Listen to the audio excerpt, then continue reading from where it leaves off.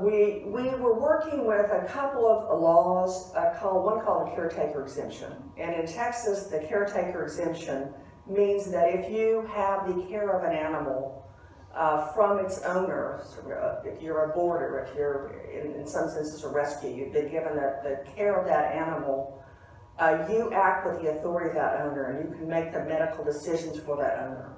And for example, if I give a dog to a boarder to keep while I'm on vacation, that dog boarding facility can give the non-prescriptive medicine to that animal or make the medical care decisions that I provided authority to do for that animal.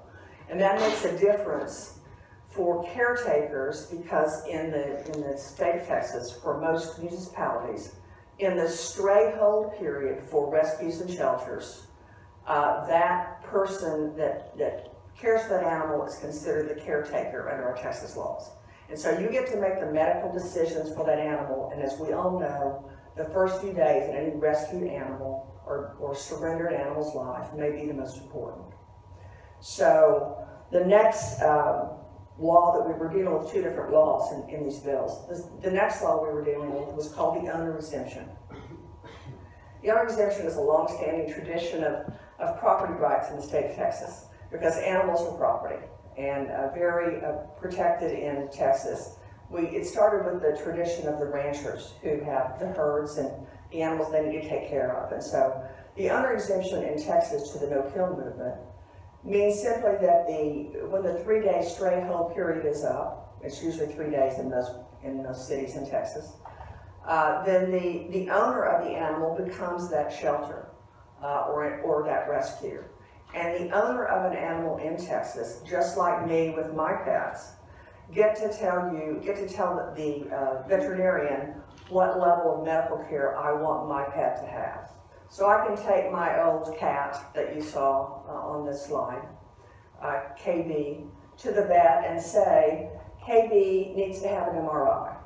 I can also say, KB's leg is broken, let's split it and put her in a crate and see if it works before we have to amputate.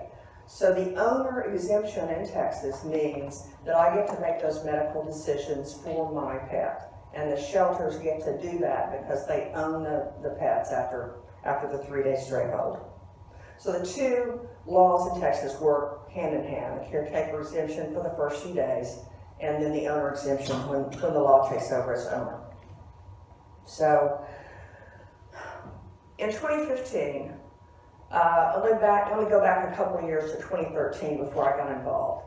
In 2013, the Texas Veterinary Medical Examining Board, the TVNE, I'll sometimes call them the Vet Board, filed a series of complaints against Dr. Ellen Jefferson's license because she had, among other things, had the audacity to, as a shelter veterinarian and therefore owner of the animal, care for an animal medically that was an owned animal under the owner exemption, and they wanted to regulate that. They wanted to criticize her for that. They wanted to take her license for that action.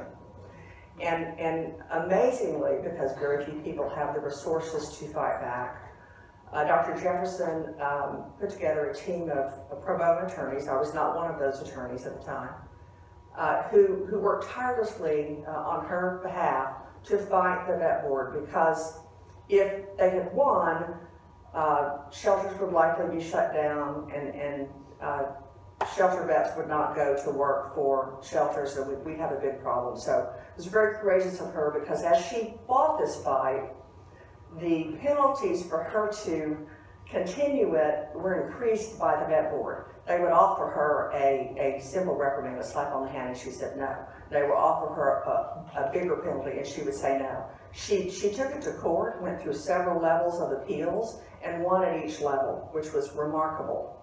And as that was happening in 2014 and 2015, as the TVME saw that they were possibly going to lose this battle in the courts, they took their fight to the legislature.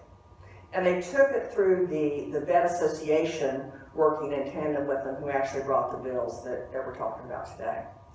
So in 2015, we found ourselves with a couple of bills that essentially would have eliminated the caretaker and the owner exemption.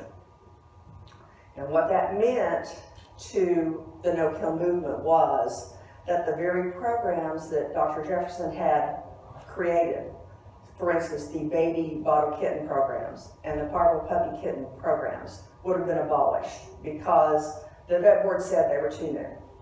They weren't proven, and they wouldn't work. And so they were dangerous, and we can't have them. So you can see what we were up against and how important it was in 2015.